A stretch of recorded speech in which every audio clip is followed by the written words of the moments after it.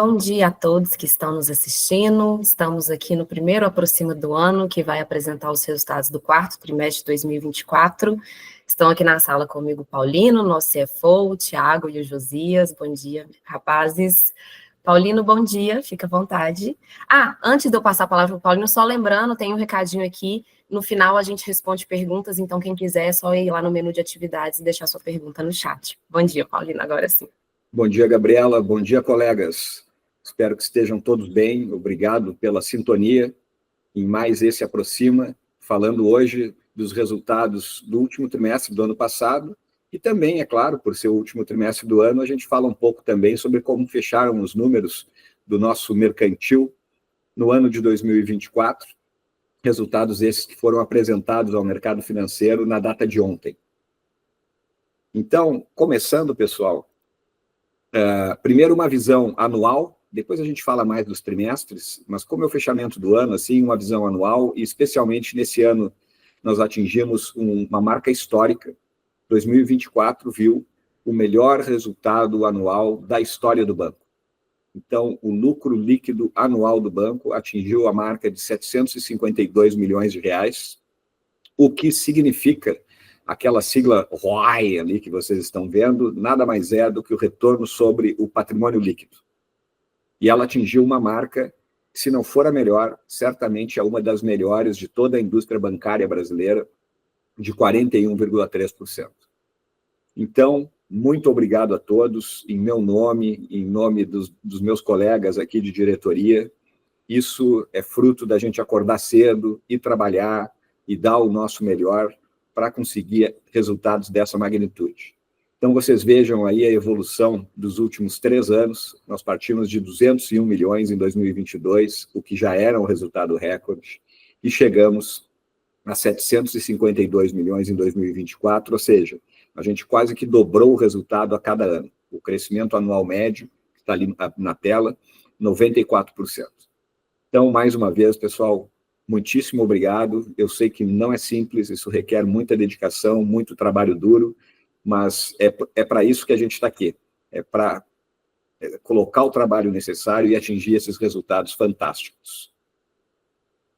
E isso, naturalmente, que se traduz em diferentes métricas, como, por exemplo, o crescimento da nossa base de clientes, ali no gráfico à esquerda, onde atingimos 9 milhões de clientes ao final do ano passado, a nossa carteira de crédito crescendo uma média de 24% ao ano nos últimos 3 anos, chegando a pouco mais de 17 bilhões de reais no final de 2024, e esse crescimento todo se dando com muita qualidade, dado que a inadimplência, por exemplo, ela veio declinando, como vocês podem ver ao longo desses últimos anos, e atingiu também uma das melhores marcas da história do banco ao final do ano passado, de 1,7%, o que seguramente é uma das melhores métricas de mercado, como a gente vai ver um pouquinho mais adiante. E alguns destaques do ano. Primeiro, a nossa expansão. Depois da gente ter atravessado ali 2020, 2021, que foram anos de pandemia, ainda 2022 também, no ano passado nós retomamos uma estratégia do banco de expansão, abrimos 20 agências,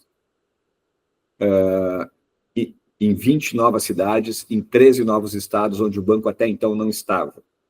No final do ano, tivemos o leilão do INSS, que vai ser válido para 2025 a 2029, aonde o banco ficou entre os 3 primeiros colocados em 20 de... Me ajuda aqui, Josias, é 20 de 26, é isso? 22 de 26, Paulino. 22 de 26 estados que compõem a nossa federação. Então, o banco entra o ano muitíssimo bem posicionado para continuar essa estratégia de expansão que tem dado esses resultados maravilhosos que vocês têm visto.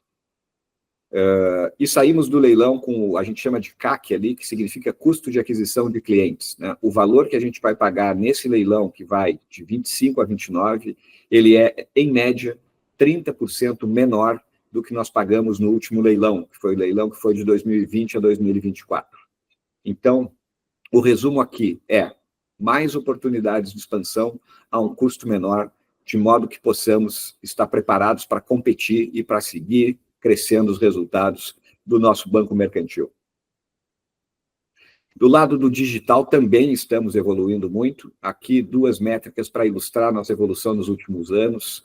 No gráfico do lado esquerdo, a originação de crédito através dos canais digitais, o app e o WhatsApp, em número de contratos. Hoje já é até mais do que isso, mas encerrou o ano passado com 70% dos contratos originados digitalmente. E o gráfico do lado direito, o percentual de adesão ao app de todos os clientes da nossa base INSS, que era 32% em 2022, atingiu 76% dos clientes que se juntaram a nós em 2024.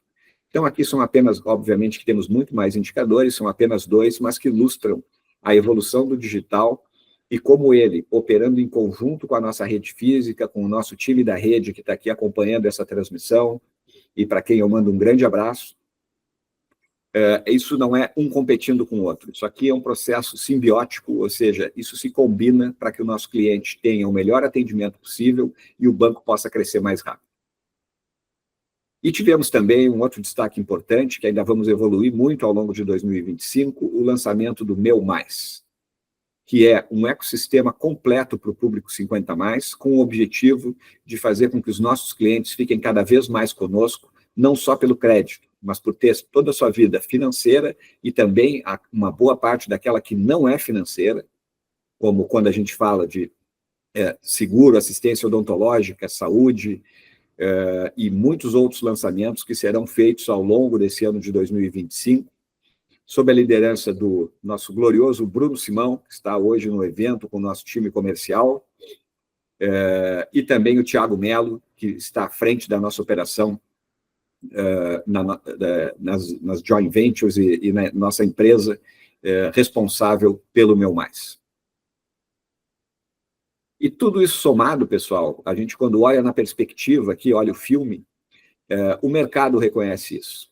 Então, falando aqui das agências de classificação de risco, o Banco Mercantil ele é coberto, como nós falamos, por 2 das 3 maiores agências de classificação de risco do mundo, a S&P e a Fitch, e vocês vejam que esse nosso trabalho ele vem sendo reconhecido pelo mercado. Esse gráfico do lado esquerdo mostra a evolução da nossa classificação de risco de crédito ao longo dos últimos anos, começando lá no final de 2019 e vindo até o final de 2024.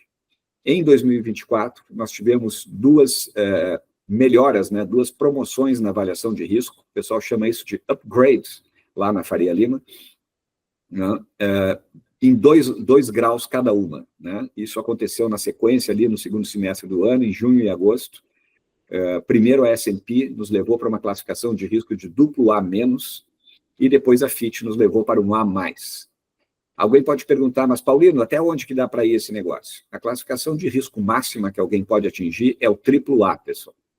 Nós estamos aqui, depois do AA- tem o AA, depois o AA+, e depois é o AAA. Então, nós estamos muito perto de atingir a classificação de risco máxima. Claro que aqui, como muitas coisas na vida, quanto mais a gente melhora, mais difícil fica seguir melhorando. Mas é o nosso trabalho fazer isso. Então, do lado esquerdo, vocês veem as agências de classificação de risco, e do lado direito, nós temos o reconhecimento da Bolsa de Valores, dos investidores. Vocês vejam que nos últimos 3 anos, que é o período aqui que a gente está mostrando nessa primeira parte da apresentação, a ação do nosso Banco Mercantil foi a ação que teve a melhor performance na Bolsa de Valores do Brasil, aqui a nossa B3, com uma valorização de 342,25%. Ou seja, o preço da nossa ação mais do que quadruplicou nesse intervalo de 4 anos. De 3 anos. Superando todas as outras ações na Bolsa, e aqui a gente coloca as outras 9 do top 10 para que vocês possam comparar. Então, mais uma marca a ser celebrada nesse ano de 2024. Agora vamos entrar um pouquinho mais no detalhe dos números do trimestre. Começando aqui pela nossa carteira de crédito, nosso principal motor de resultado. Crescemos 22% na comparação do 4º trimestre de 24 em relação ao último trimestre de 23. O mercado nesse período, pessoal, cresceu ao redor de 10%. Até vou pegar minhas notas aqui, só um pouquinho, para não falar bobagem para vocês. O mercado cresceu ao redor de 10%, e isso vem acontecendo ao longo dos últimos anos, não foi só nesse ano. A gente vem crescendo quase 2 vezes o mercado, isso foi 1,8 vezes nesse período, nesse último ano, mas a gente vem crescendo basicamente o dobro do mercado, e com isso a gente vem ganhando participação de mercado, né? Então, não só a gente está crescendo porque o mercado está crescendo, mas a gente está crescendo porque a gente está ganhando espaço da concorrência, fruto do trabalho de todos vocês. Grande destaque aqui, a nossa carteira de crédito consignado, que atingiu 10,8 bilhões de reais ao final do ano passado, um crescimento de 39%, e o crescimento do consignado no mercado foi um crescimento de 13%, pessoal, para que vocês possam fazer uma comparação. Ou seja, no consignado INSS, nós crescemos o triplo do mercado, não foi só o dobro, foi o triplo.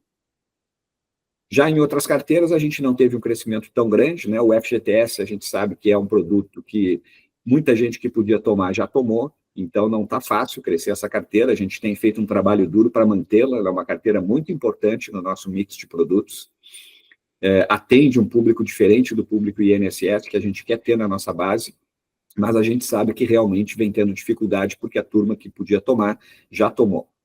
E uma carteira menor, mas que é extremamente importante para o banco, é a carteira do CP, né, do crédito pessoal que não é consignado. É uma carteira menor, que atingiu 2,3 bi ao final de 2024, mas ela é uma carteira bastante rentável, que atende uma necessidade de crédito do cliente e também é muito rentável no nosso portfólio de crédito.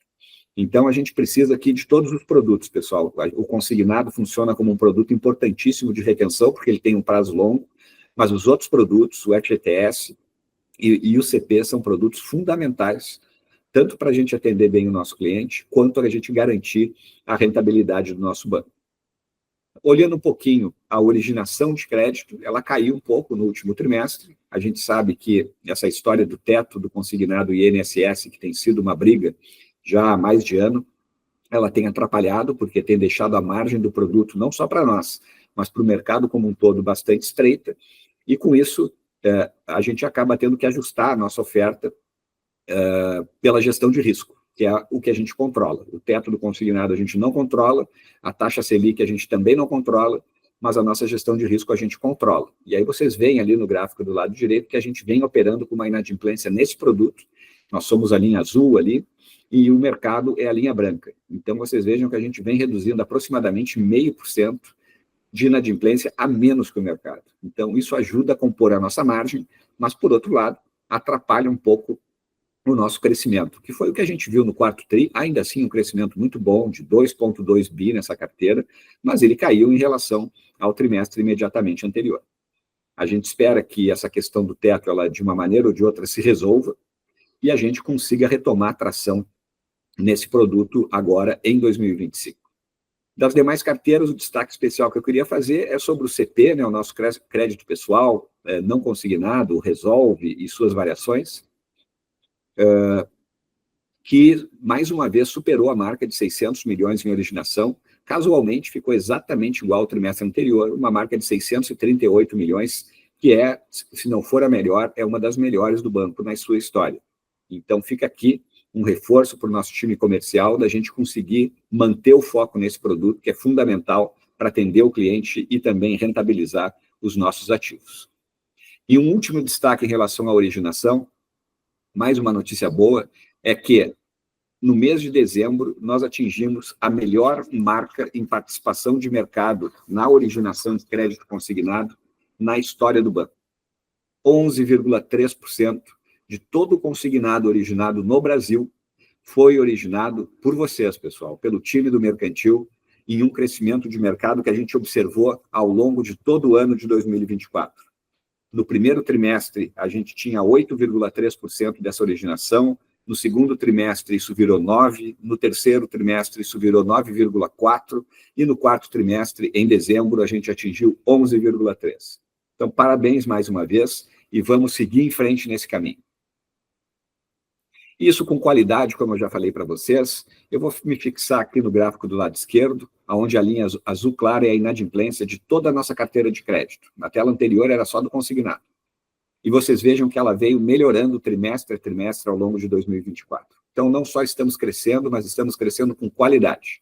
Vejam que a inadimplência foi declinando até atingir 1,7%, a melhor marca de todo o ano de 2024. Para que vocês possam comparar, aquela linha mais escura no gráfico da esquerda é a inadimplência de todo o mercado brasileiro em pessoas físicas.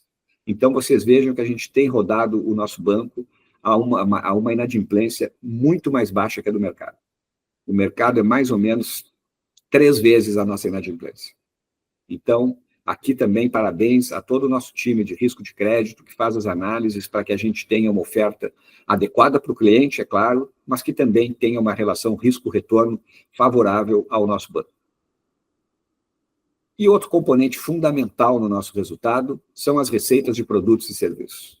Claro que o crédito, como eu disse, é o grande motor do resultado, mas os demais produtos e serviços, além do crédito, eles são fundamentais, tanto para atender bem o nosso cliente, e o cliente satisfeito, ele fica com a gente no longo prazo, que é o que a gente quer, e também rentabilizar o nosso banco, porque esses produtos, naturalmente, que têm margens bastante interessantes, bastante atrativas, e não exigem uma alocação de capital. Então, ajuda a aumentar aquele nosso ROI, que vocês viram lá atrás, que é o retorno sobre o patrimônio líquido.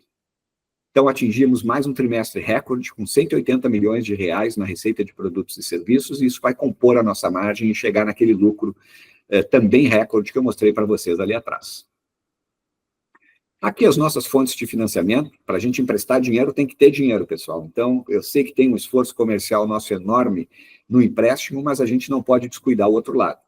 E a gente origina a maior parte do nosso crédito nos nossos próprios canais de distribuição, diferente da grande maioria dos bancos médios no Brasil.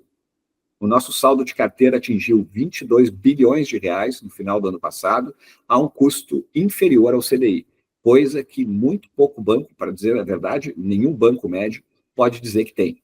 Tá? Então, esse é mais um diferencial competitivo nosso. A gente não tem, pessoal, eu costumo dizer, uma bala de prata.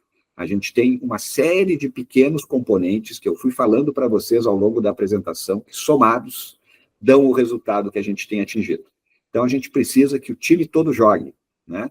Imaginando que seja futebol, os 11 precisam jogar. Então, a gente precisa disso para atingir essa vitória, esses resultados que a gente vem atingindo. E aqui, só ilustrando rapidamente, ali 85% das nossas fontes de financiamento, né, da nossa captação, vem dos nossos próprios canais. Sejam os clientes INSS, a nossa estrutura comercial e também a nossa tesouraria, que é responsável por operações com o mercado financeiro. Restando, assim, para fontes fora do banco, apenas aquele ali, naquele gráfico circular do lado esquerdo, plataformas de investimento são apenas 8% e operações de mercado de capitais, as estruturadas, são 7%. Então, isso é um trunfo que nós temos.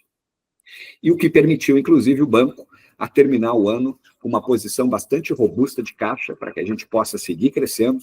Então, nós terminamos o ano com mais de 7 bilhões de reais, foram 7 bilhões, 130 milhões de reais no nosso caixa, o que é bastante coisa. Então, assim, não sei se o meu amigo do comercial, meus amigos Anderson Adeilson e Bruno Simão estão aqui nos acompanhando, mas se estão, é o seguinte, esse caixa está meio alto, pessoal, vamos emprestar, tá?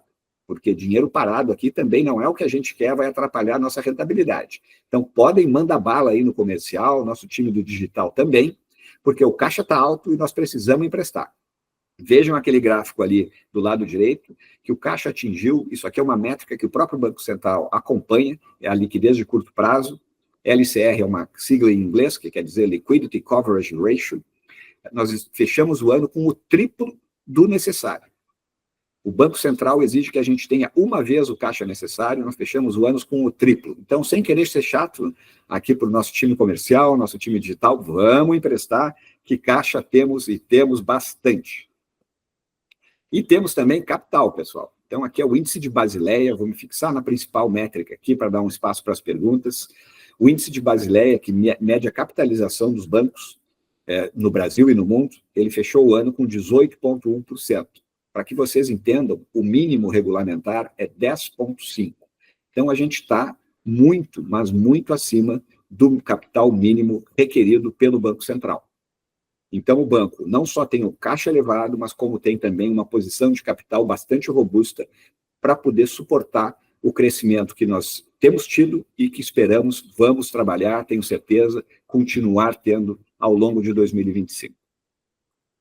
E aqui a evolução das nossas margens, no lado direito, o ROAA é o retorno sobre o ativo, se mantendo num patamar que provavelmente será o melhor da indústria nesse quarto trimestre de 24, de 3,4%.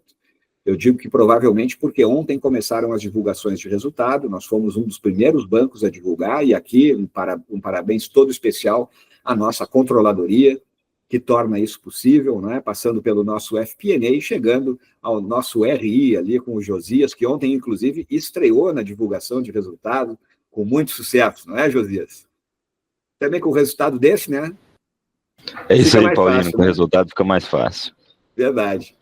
Então, 3,4% o nosso retorno sobre o ativo. A gente vai ver a divulgação dos outros bancos aí nas próximas semanas, mas acreditamos que será a melhor de todo o mercado brasileiro.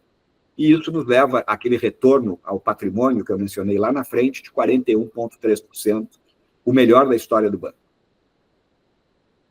E com isso, pessoal, depois de todas essas notícias, aqui vai uma palavra em homenagem a Juliana, alvissareiras. Eu abro aqui, temos aí quase 10 minutos, né, Gabriela, para a gente atender aí as perguntas do público. Por favor, pessoal, fico à disposição de vocês. Até vou parar a projeção aqui para que a gente possa se enxergar melhor, pessoal. Obrigada, Paulino. Parabéns, pessoal, pelos resultados incríveis, mais um recorde. Paulino, por enquanto a gente só tem uma pergunta, então, enquanto não chegam mais e como a gente ainda tem tempo, você falou um pouquinho, acho que a pergunta já até está respondida, mas acho que vale até repetir para quem entrou um pouquinho depois, não viu, não pegou a informação. Existe expectativa de revisão dos ratings? A pergunta é do João.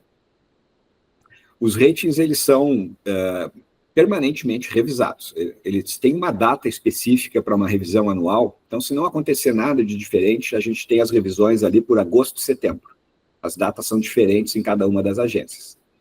Agências de classificação de risco, né? Mas, dependendo se tiver algum acontecimento diferente, essas revisões podem acontecer a qualquer momento.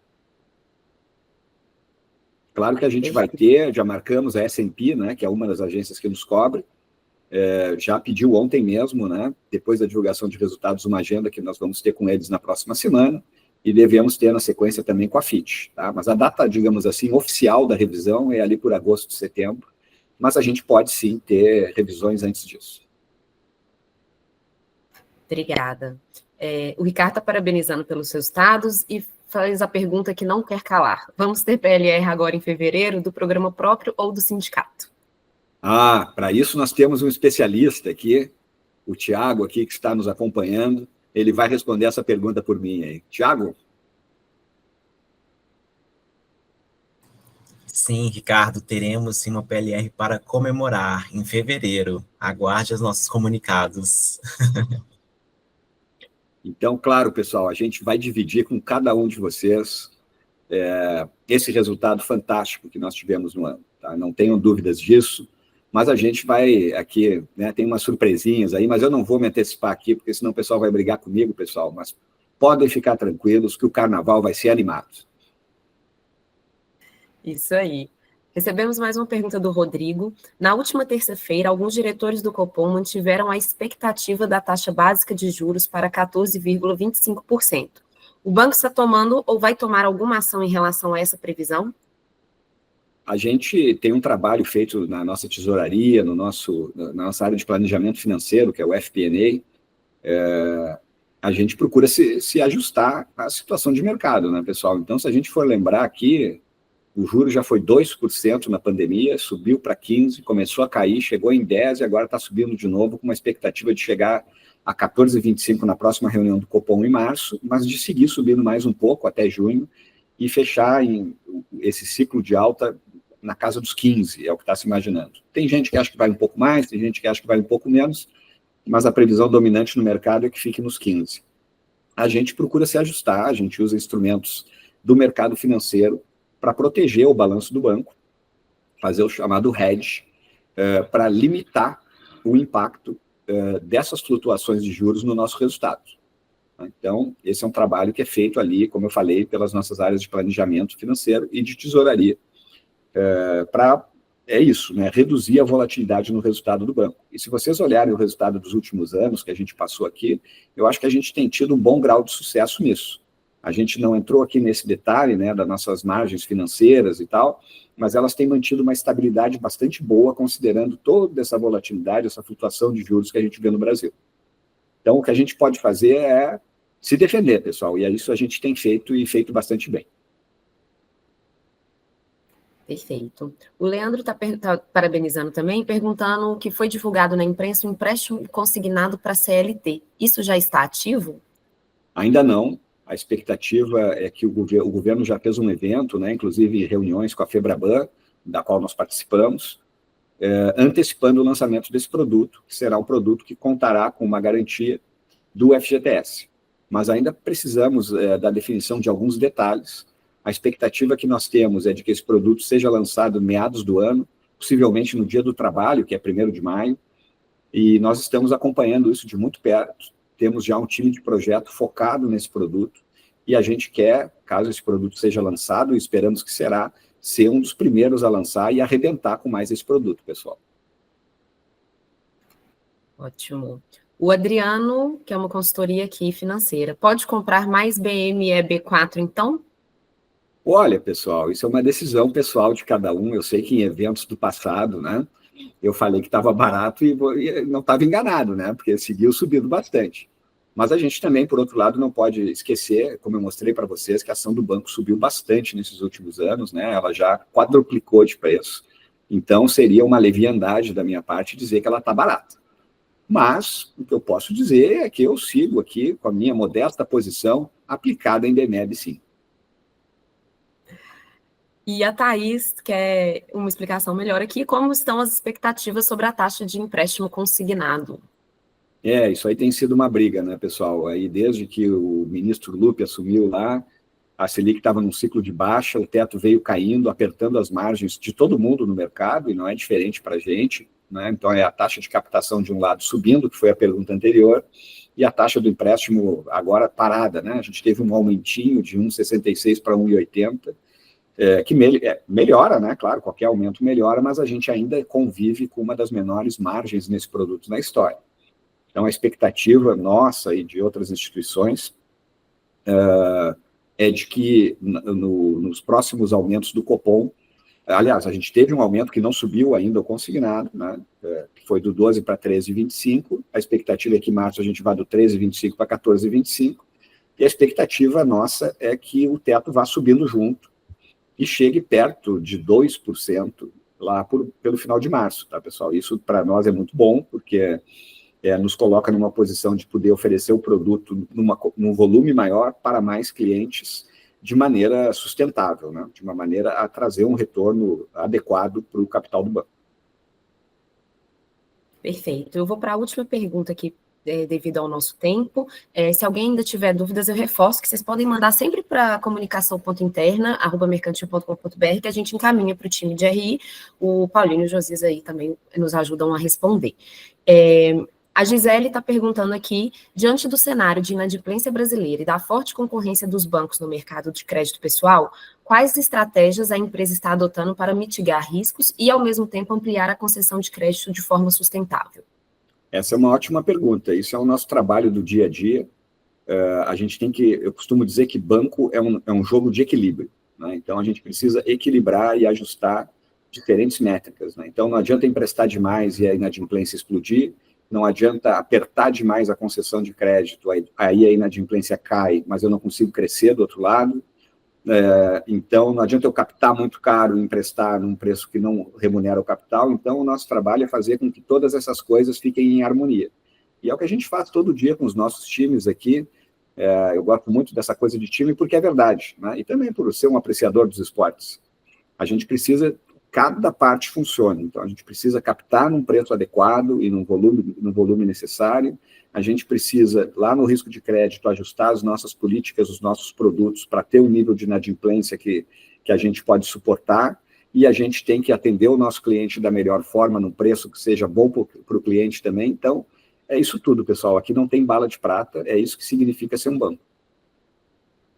Perfeito, muito obrigada, Paulino. Eu queria agradecer a todo mundo que está nos assistindo. Vou aproveitar o comentário do Fernando aqui, que fez a analogia com futebol também. É isso, né? Do organizador e preparador do vestuário ao presidente, todo mundo trabalhando em prol dos mesmos objetivos, para a gente continuar aí alcançando resultados recordes. Obrigada mais uma vez por nos acompanhar aqui no Aproxima. Bom dia.